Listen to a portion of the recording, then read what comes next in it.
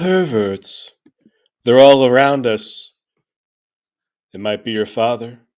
You yourself may actually be one. However, if you're as old as dust, I don't mean Cheeto dust, but if you're a pervert, you've presumably eaten your daily fill and have stuck your hands in your pants so your appendage is now colored orange.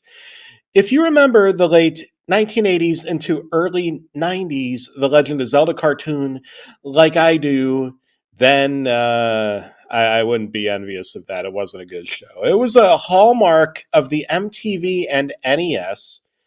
Don't say NES. Just don't. Generation. Created by a couple of lonely dudes who wanted to write cheesy Camelot medieval crap for generic little Billies and Biancas. But they got stuck writing and drawing about a sleazy fairy boy in uncomfortable looking Robin Hood tights, who enjoyed prancing and waving his magic wand around at an evil pig man, obsessed with collecting radioactive triangles. Problems. Everything about this premise suggests problems. And he was a pervert. Legend has it that a fat kid who slobbered all over himself and had trouble breathing found a lost episode of the Legend of Zelda cartoon about a decade or so ago. I'd like to emulate him by not swallowing my saliva when I speak. I'm pretty sure he actually stumbled upon one of those newfangled YTP or YouTube poop things with the spliced up cutscenes about making innocuous childhood characters talk about passing gas in McDonald's fry cooks' faces, or telling their substitute teacher that she looks like Droopy Dog if been beaten down by years of herpes medication overdoses, Gundam style, something else juvenile and sinister. Skibbity-dee. Let me tell you something, friends. My company went under. All the assets were liquidated like Gatorade. Other than the human capital, but as the old saying goes, from dust we came and dirt we are. I think I got that wrong. I don't care. But among the free Windows Vista copies and Pentium Incel processors, or whatever you call them, I'm not really a tech guy, that my former friends and coworkers who never actually hung out with me got in the great big burnout of our most beloved corp, I was only left with a simple parting gift. You see now, my boss puffed a gratuitous cigar smoke cloud right into my face after scratching his patchy, flaked, and mostly frayed skin neck beard. HR said you can have this. He tossed a VHS tape at the back of my head. I mean, not on purpose, I presumed.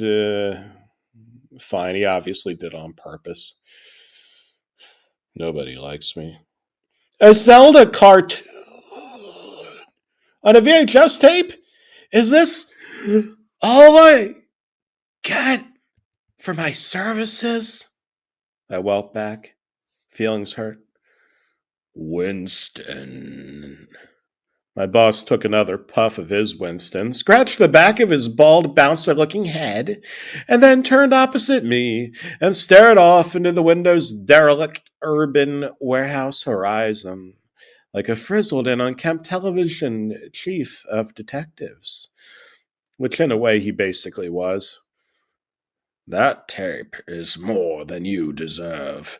You sat around jerking your chicken underneath your desk all day, and to be quite honest, I don't like you.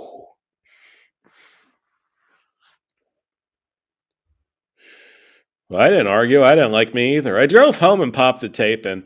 There was static for a few minutes, so I figured either the VHS tape or my VCR was broken, or just otherwise unwilling to be played. I got served. Maybe I would have been luckier that way, not having to watch this thing. This is going someplace dark. Maybe luck is just an illusion or a temporary distraction, like the stars in the night sky. Then the New Jersey air gets filled with horrible radioactive gases, and next thing you know, your children have 3 eyeballs, several fingers per hand, and they root for the Cowboys. The tape began, however, far into the theme song of, yep, if you've watched it, you know it. We'll rule this land forever. You must help me, Link, yelled out a clearly strung out Princess Zelda, as if she needed average Joe Everyman and savior of the mythical fairy tale land of Hyrule, a more or less arbitrary metaphor for King Arthur's Camelot, I guess, Link, to go to the store and buy her some Tampax. Hey, for you, Zelda, anything. Why was I watching this? I was 45 years old. The question only bared repeating again and again and again for the remainder of the tape. Listen, I bet you expected some sort of secret lost episode of the Legend of Zelda cartoon that actually not a lot of people know about. And let me tell you, years ago, you might have heard back in 2015, was it? That a kid found one, allegedly. Well, let me tell you, friends, you're not about to be disappointed because I found the real deal. 15 minutes, my friends. 15 whole flippity floppy minutes of Link on repeat in his uncomfortably tight Robin Hood tights, smacking the evil pig wizard villain Ganon in the head again and again with presumably the Master Sword. I mean, it wasn't a sharpened butter knife from the castle kitchen or eatery, presumably. But it was more than just that, you see. It was just that after each and every blow, Pig Ganon was defeated, disappearing into a puff of purple or violet if you're flamboyant smoke.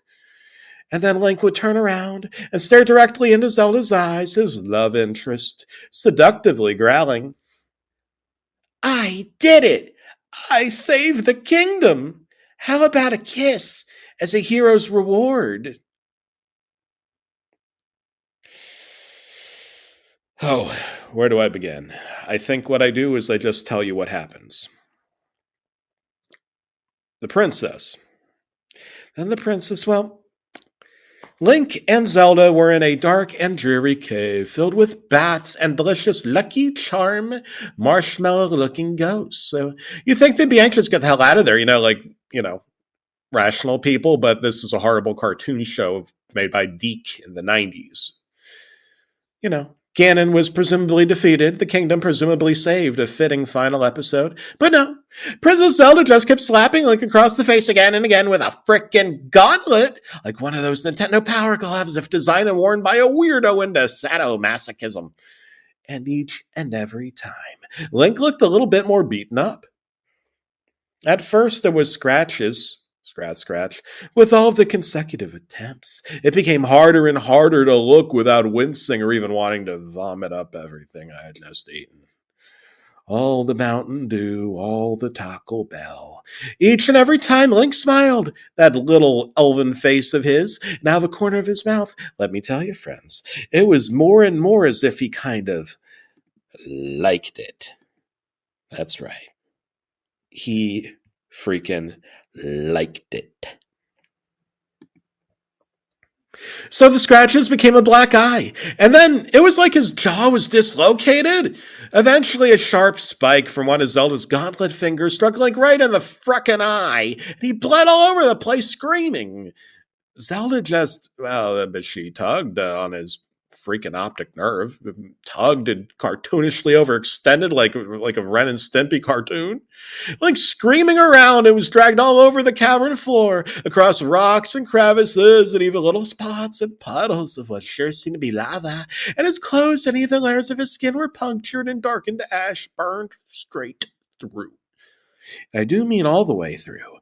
I'm not talking fourth-degree burns. I'm saying there's no pain to be felt anymore. Incineration. Pain or pleasure, because Link never lost his smile, even when he was down to a skeleton. But why?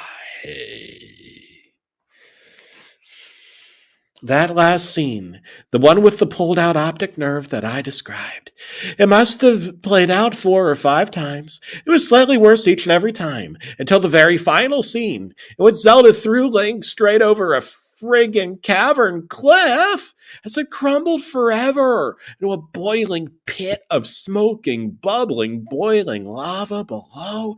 That was horrifying enough as it was in classic Zelda cartoon style animation. Didn't need to be hyper realistic or whatever you kids say these days. I was so anxious. I was like I was going to have a heart attack. Might just been my anxiety disorder acting up. Either way, this was unsettling. And I had enough. My friends, my friends, I don't have a short attention span, and I can tolerate a lot, but this was enough. I ejected this disgusting tape, this sorry arse excuse for animation and edutainment. And even though my previous shift was supposed to be my final day of work, my friends, I fast and furiously drove back to my now old job and demanded answers from Mr. Harry Wrinkled Ass, or whatever my boss's real name was. I mean, obviously, I remember what his name was. I'm just not telling you. The names have been changed to protect the guilty. And the reason for that is because I don't want to get sued. I slammed the tape on his desk so hard that the plastic gave out and some of the rubber tape itself sprung out. Sprung. What sick game are you trying to play with me here? I growled, demanding a swift and clearer than crystal response. To my pain-stricken prompt, my former boss, he was unnerved. He casually took a puff of his cigar, then another, and he started to laugh. Cackle. Oh, don't forget what I told you the other day, Winston. Wasn't just an underhanded remark. He scowled. Then he belly laughed. Underhanded. Hand. Oh, come on. You don't mean. I whispered, in shock, with bitter realization. Unquestionably defeated. That's right, Winston. You were purposely gifted a sexual harassment awareness tape as a parting gift. Everyone in the office could see what you were doing under that desk. There wasn't a drawer, tile, or even a plank blocking that flesh wand of yours as you gave it a tug and a pull, like Link's occipital nerve.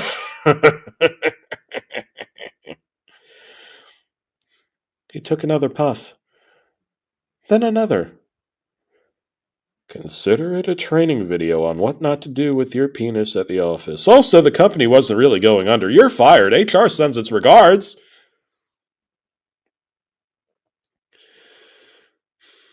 With that, two angry, bald, scowling, ex-convict looking security guards that were buzzed in by the boss dragged me away. They didn't even ask if I'd be willing to leave the premises peacefully or voluntarily. In case you care or know, I didn't get the tape back, but I don't want it back. The question is, why would Nintendo of America create it, or at the very least agree to authorize it? Look too close to the real deal. The animation, the voice acting, the pacing of the character responses and reactions, to be a third-party ripoff or college prank. You know, these days I'm working remote. Can't control those animal instincts, but I do know not to beg princesses, shall we say, for kisses or every single little good deed that I do.